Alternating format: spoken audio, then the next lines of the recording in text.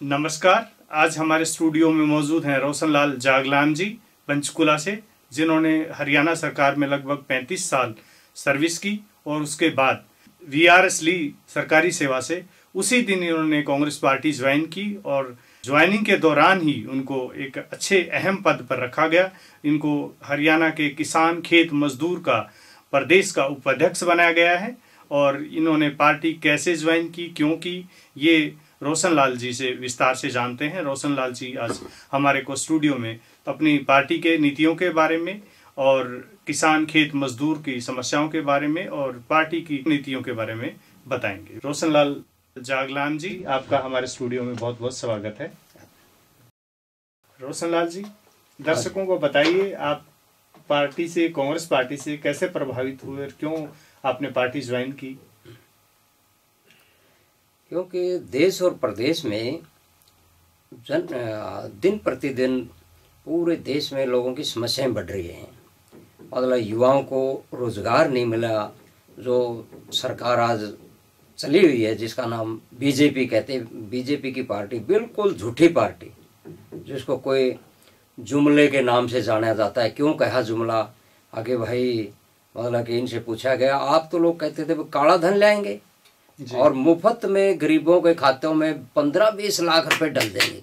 वो कहीं काला धन नहीं आया, ना कहीं मतलब कि किसी युवाओं को रोजगार दिया गया जो इन्होंने वायदे किए थे, और कोई ना ही किसी बहन बेटी की, बच्चों की कोई सुरक्षा मतलब आज तक ये कर पाए। दुनिया भर के बलात्कार के केस हर रोज आ रहे हैं।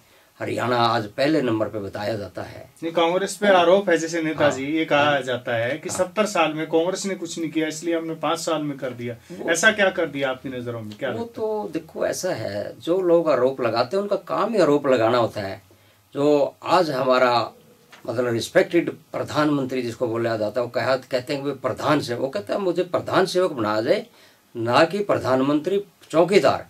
और जिस दिन से वो लोकसभा में गया, मत्था टेक के आया, एक लोगों का बड़ा भारी विश्वास जीता उसने सबसे पहले क्या था, भाई मैं महंगाई कम करूंगा देश में जी, तो और युवाओं को रोजगार दूंगा जी। तो ना तो कोई रोजगार मिले, पढ़े लिखे बच्चों को जो डिग्री कर रखी है उनको कहता भाई पकौड़े तलो, जो हम हमारे समझ से बाहर हैं। तो ऐसे मैं ये समझूंगा कि भाई ये जो कहते हैं बिल्कुल गलत है। हमारे कांग्रेस के राष्ट्रीय अध्यक्ष श्री राहुल गांधी जी जो है, राहुल गांधी जी के बारे में तो बहुत सारी प्रतिक्रियाएं, जैसे हाँ, ये बार बार कहता है बीजेपी हमेशा आक्रामक रूप में रहती है। इसके बारे में क्या कहना? ये बार बार कहता है कि भाई इसको गेहूं के पौधे के बारे में पता नहीं। इससे ये तो कहने की बातें हैं, पता क्या? अगर वो अगला सब कुछ बता देगा तो फिर ये क्या उसको फिर भी नहीं मानेगा ये। और किसी ने कहा कि भाई ताजमहल कहाँ पर स्थित है, वो कहने लगा जी दिल्ली में। कि बेवकूफ, दिल्ली में किसने बना?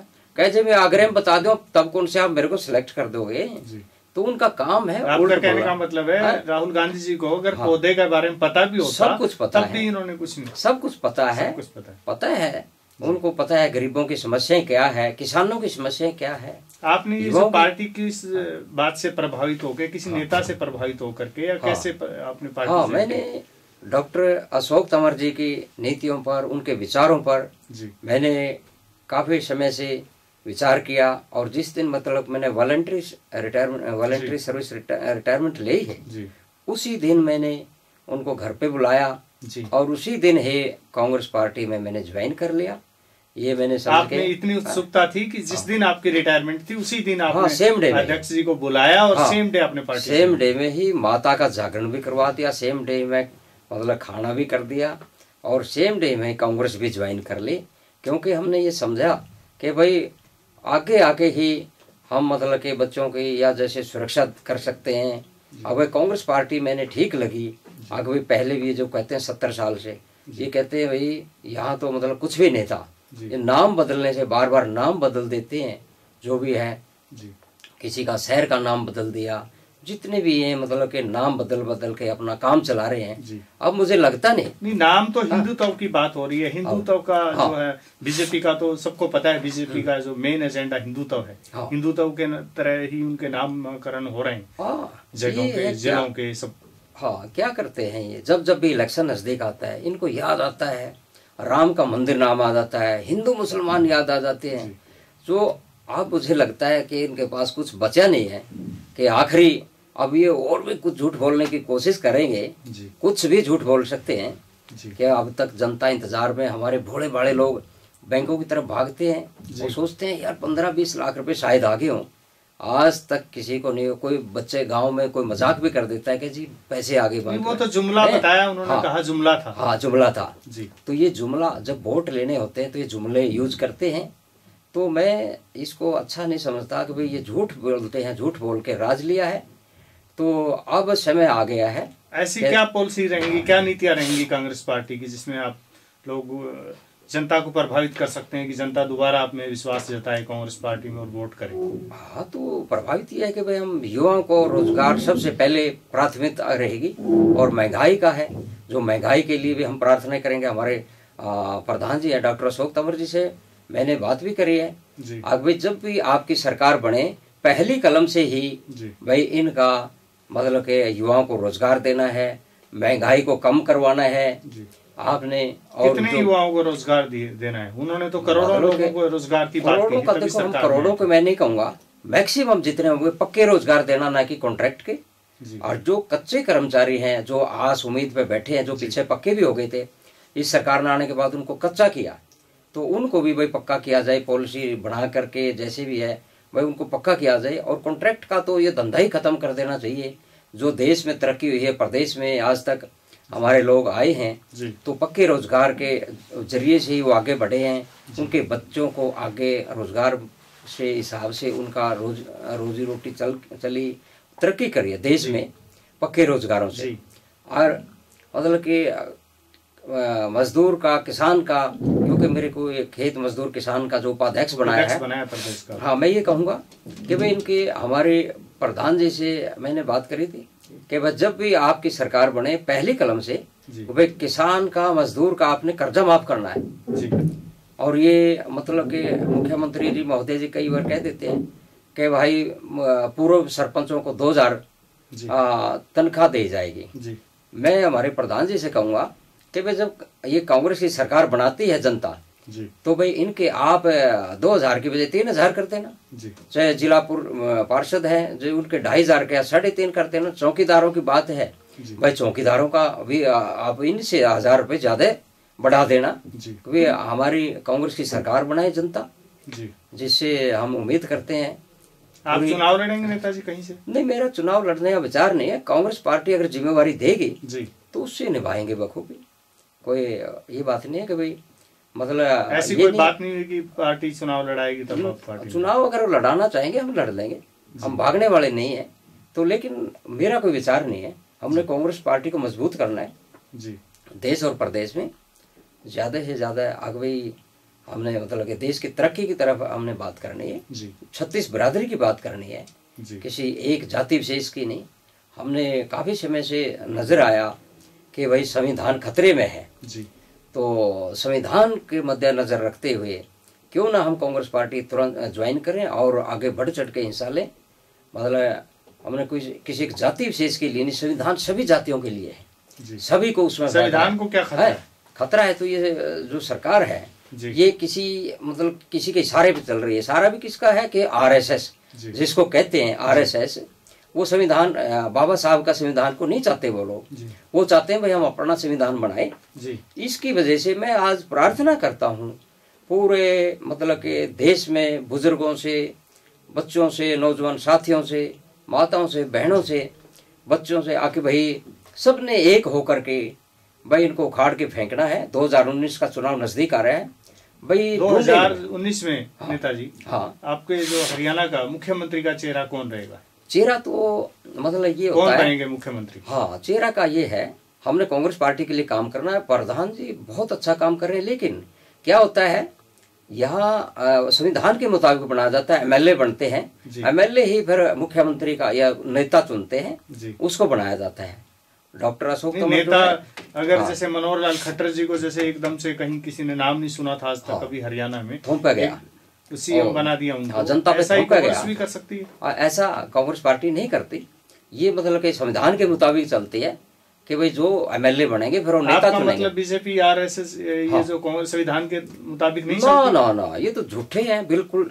बीजेपी का मतलब आपने समझा नहीं, बिल्कुल झूठी पार्टी जी। वो अब उसने एक हमारे बीजेपी का मतलब बिल्कुल झूठी पार्टी है। ये आपने स्लोगन दे दिया, मतलब सही दिया। जैसे हमारे प्रधान सेवक स्लोगन देते रहते हैं जी, तो हम ये कहते हैं ये बिल्कुल झूठी पार्टी है।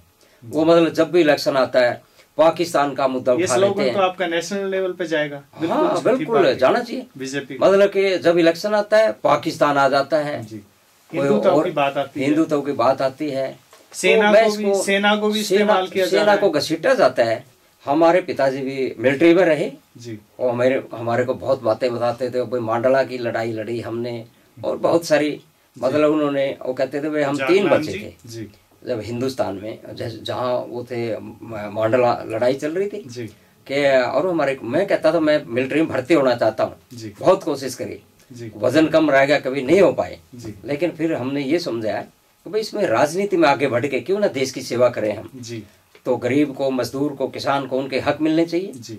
तो यही हमारा एक उद्देश्य है। क्या आपकी नीति क्या रहेगी किसान खेत मजदूरों के लिए, क्या विशेष क्या पैकेज रहेगा? पैकेज तो ये है, वैसे तो अगर जो पूछा जाए इन्होंने जितने भी वो जो ये झूठी पार्टी ने इन्होंने मैनिफेस्टो में वायदे किए थे, अगर इनसे पूछा जाएगा हाँ भाई वो कितने वायदे पूरे हो गए, हम कोशिश करेंगे कि भाई इनके जो हक हैं जी, किसान का, मजदूर का जी, भाई इनके सबसे पहले इनके कर्जे माफ किए जाएं जी। जो ये दुखी हैं एक बार उनको लेवल पे लाने के लिए मतलब उनको राहत देनी जरूरी होती है जी। जब प्रधान सेवक सब बड़े बड़े अंबानी अडानी और के कर्जे माफ कर सकता है जी, तो मजदूर किसान के क्यों नहीं हो सकते जी। मजदूर किसान एक हमारे को ये अन्न भी देता है, दूध दही सब कुछ हमें देता है जी। और सेना में जवान है जो वो भी मजदूर किसान के ही आते हैं, किसी अडानी अंबानी और के नहीं आते, जो वो मतलब सेनाओं पे में आते हैं, अफसर भी आते हैं, मजदूर किसान आते हैं, वो सब कुछ इनको देते हैं। और उनके आग भाई जीरी की पराली जल गई तो धुआं दिल्ली की उनकी आंखों में रड़कता है, उनको मतलब कि ये नहीं देखते, समाधान नहीं निकालते कि भाई उनका क्या समाधान निकाला जाए, उनके ऊपर बुला के दिल्ली में गोलियां चलवा देते हैं। जबकि मैं इसको बिल्कुल गलत समझता हूँ, भाई उनकी समस्याएं तो सुनते नहीं। उनका अगर चुनाव नहीं थे ना जिन स्टेटों में जब वारदात हुई है किसानों के साथ, तो वहाँ चुनाव नहीं थे। अब चुनाव होगा तब उनकी पूछताछ होगी, फिर तब उनकी संभाल की जाएगी। फिर याद आता है इनको, अब किसान मजदूर भी याद आ जाता है, फिर उनको कहेंगे आपकी फसलों के दाम दुगने कर देंगे। कौन सी जादू की छड़ी ले रहे हैं जी? कांग्रेस पार्टी की स्वास्थ्य से लेके शिक्षा से संबंधित कोई योजना है? देखो योजना तो ये जो बच्चे ये डिग्रियां करके आते हैं भी इनको भी हमें पढ़ाई का भी कांग्रेस ने पहले भी कॉलेज भी यूनिवर्सिटियां भी बहुत खुलवाए, और जो कि ये बोर्ड लगा के अपने फट्टे लगा के उनके वो कहते भाई हमने खोल दिए पक्की पकाई फसल पे। आज उसमें ये इन्होंने कह दिया जी ये तो हमने करवाए, कांग्रेस वाले ने कुछ भी नहीं किया। 70 साल तो पहले वैसे ही उन्होंने, अरे भाई तुम ये कहते हो कि यहाँ तो सुई तक नहीं बनती थी, अंग्रेजों का राज था, तो यहाँ जैसे देश आज़ाद हुआ तो ये बार बार एक कामदार नामदार का मुद्दा करते हैं। जो 1919 में कौन था प्रधान बनने वाला कांग्रेस का? पंडित मोतीलाल नेहरू जी बने, उनके आगे पंडित जवाहरलाल नेहरू जी, कोई और उन्होंने कुर्बानियां दी है। तो कौन इसके मतलब कि किसने कुर्बानी दी है इसके? ये जो झूठे कहते हैं जुमलेबाज, तो ये केवल एक स्वार्थ की, एक कुर्सी की राजनीति करते हैं, बाकी कुछ भी नहीं है इनके पास।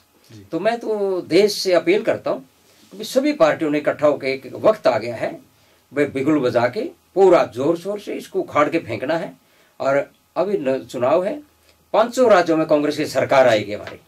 ये थे रोशनलाल नेताजी, जिन्होंने पार्टी की नीतियों के बारे में, बीजेपी के बारे में, और बीजेपी के लिए आज नया स्लोगन जो 2019 के लिए इन्होंने ऐलान किया है, बिल्कुल झूठी पार्टी बीजेपी। तो रोशनलाल जुगलान जी, आपका बहुत बहुत धन्यवाद हमारे स्टूडियो में आने के लिए।